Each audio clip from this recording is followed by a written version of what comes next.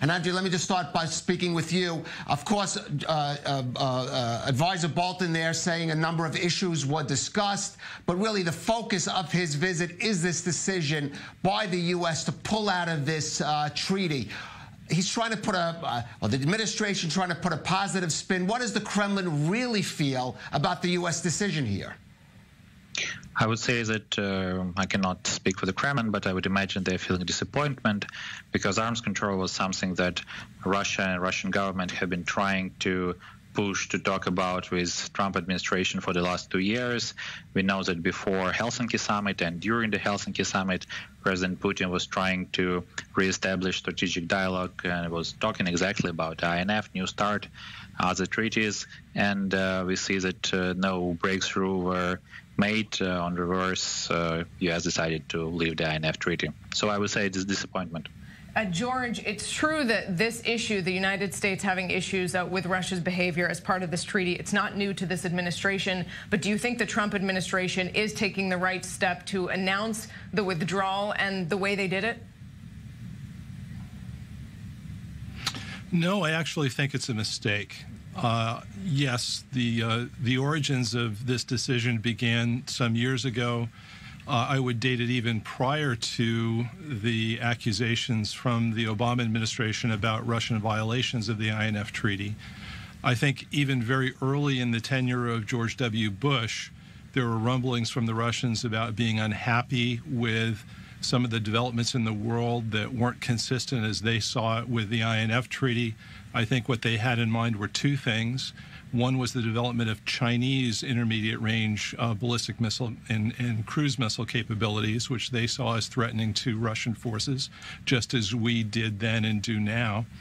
But the other part of this was the withdrawal from the ABM Treaty and the decision of the United States to deploy in Europe anti-ballistic missile defenses, which the Russians thought were directed at their forces, at least in part, and posed a strategic threat there.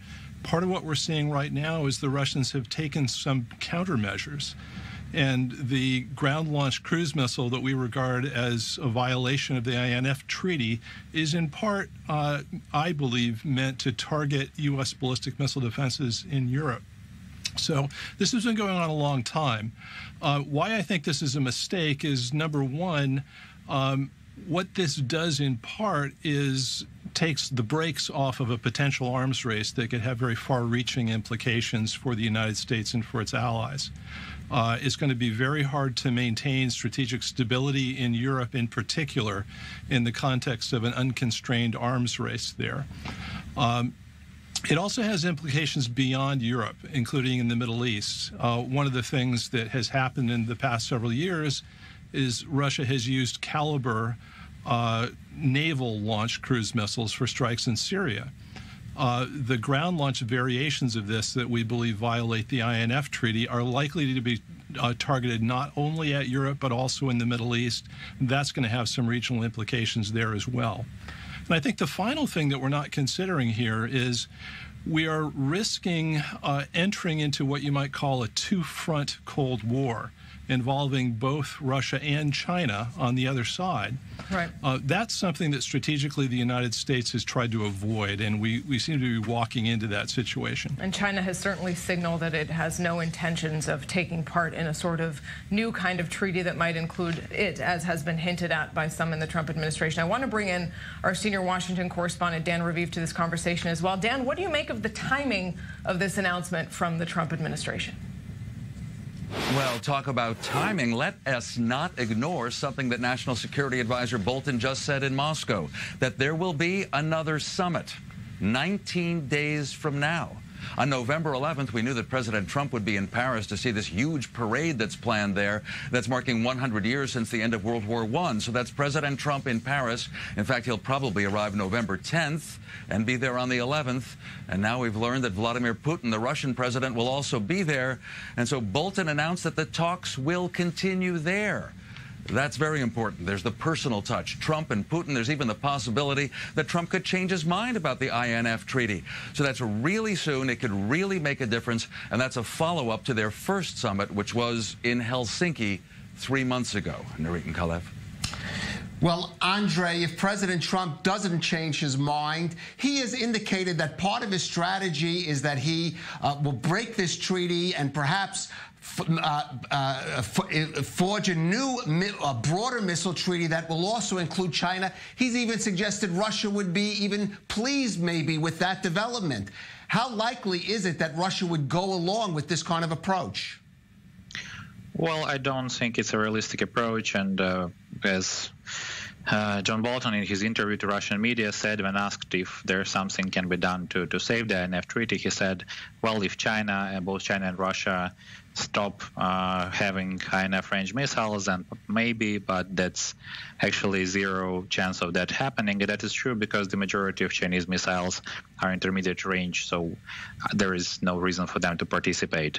In that sense, what Russia is probably doing now and is looking to see how U.S. withdrawal will go forward and then respond to what actual actions would be taken, because one thing is to say you're leaving the treaty, the second thing is to leave it actually, but then you either produce or deploy some kind of systems in coming years. So Russia would be watching that closely and responding to real U.S. actions. George, we heard your criticism of the Trump administration's approach, but there seems to be consensus that the Russians were violating the terms of the INF. So going ahead, what should be done to try to get them at least to comply even to the treaties they've signed? Well, I think there's very little question here in Washington that Russia is in non-compliance with the INF treaty. I think much of the evidence for that is in fact classified, so it's difficult to produce it for public discussion. Nonetheless, I think this has been going on for several years. Both the Obama and Trump administrations were convinced of those violations, so I doubt there's much question about that non-compliance. Now, what should be done about that is a different question. Last year, the Trump administration announced in December that it was going to pursue what it called an integrated strategy for bringing Russia into compliance. Well, that integrated strategy apparently didn't last very long, and I would suggest that we haven't really given it much of a chance. Some of the things that we could do, for example, would be some military deployments in and around Europe that would be compliant with the INF treaty, but would penalize the Russians for being in non-compliance. That would provide an incentive for them to change course, I think, on this. I think an agreement on bringing Russia into compliance is certainly doable. They've raised some concerns about U.S. ballistic missile defenses in Europe being non-compliant with INF. I think we could arrange for some on-site visits there that could assure the Russians that we are in fact compliant. I think by the same token, there's some things that the Russians could probably do technically to their ground-launched cruise missile that we're concerned about that would demonstrate to us that it has a limited range that would bring it into compliance with INF treaty parameters. George, I want to ask you bigger picture on what seems to be a tactic we see again and again from the Trump administration. We've seen it with the Iran deal, with the Paris Climate Accord, with NAFTA, which is sort of abruptly leaving a treaty or agreement of some kind and saying that they hope for a negotiation for a better deal. Do you think that that is a tactic that can work in this case? Well, I think it can work in principle, but its success depends very much on the particulars of the agreement that you're talking about. And I think in the case of INF, it's very unlikely to succeed.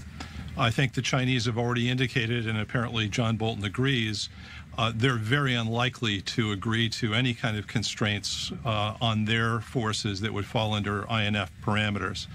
The other part of this, though, is what happens down the road if we withdraw from the INF treaty, as we apparently have decided to do, in Europe. What kind of deployments do the Russians decide to proceed with? And what are our potential countersteps to all of those things? And I think if you look at the situation objectively, the Russians have a lot of advantages in what they are able to deploy relatively cheaply and efficiently over the near term that we really have very limited capabilities to deal with. It changes the military picture in Europe in a way that's not favorable to NATO and the United States. And I'm not sure we've really thought that through.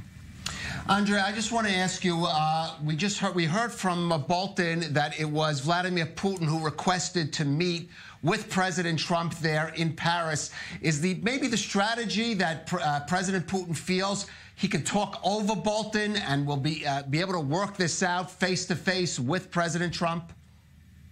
Well, we've seen attempts to talk President Trump out of decisions he doesn't like. We've seen that with President Macron trying to persuade him to stay in Iran deal, and we've seen it on a number of occasions. It seems that President Trump does not change his mind if he's really invested in some idea, and it seems that he's putting what he believes to be U.S. interests above all other interests. So I think frankly, it's unlikely that this can be changed. Andrey, briefly, how big a deal is it, to put it simply, in Russia? This announcement from President Trump over the weekend and the ensuing reports about it, how much of a splash is that making in the Kremlin? It's quite a big deal. It's one of the two remaining arms control agreements with the United States, the second one being New START. And now, frankly, there is a lot of talk here that maybe U.S. will leave the New START, maybe even next year, because it's quite unpredictable now, and that leaves us without any arms control and limitations for the first time since the 1970s.